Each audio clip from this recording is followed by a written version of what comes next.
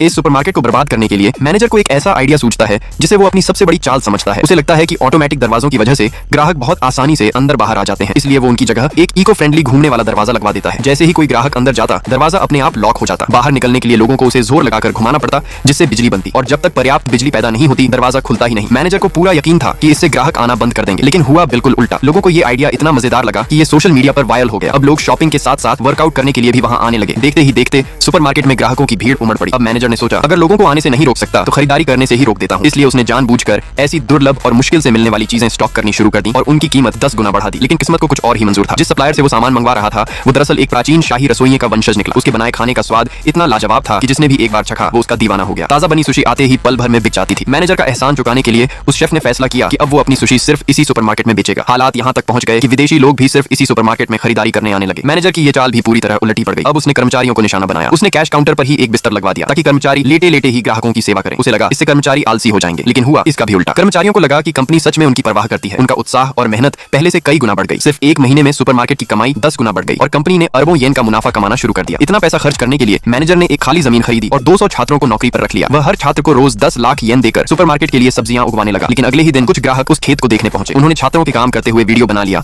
और उसे इंटरनेट पर अपलोड कर दिया। देखते ही देखते वो वीडियो वायरल हो गया। अब हर किसी को यकीन हो गया कि इस सुपरमार्केट की सब्जियां बेहद ताजी, प्राकृतिक और सेहतमंद हैं। यहाँ तक कि 1 अरब के राजकुमार भी खुद वहां पहुंचे और 14 अरब येन का निवेश करने का फैसला कर लिया। निवेश समझौते के दौरान मैनेजर इतना हैरान था कि उसके मुंह से एक शब्द तक नहीं निकला। जिस सुपरमार्केट को बर्बाद करने के लिए उसने इतनी चालें चली थीं, वही अब पूरी दुनिया में मशहूर हो चुका था।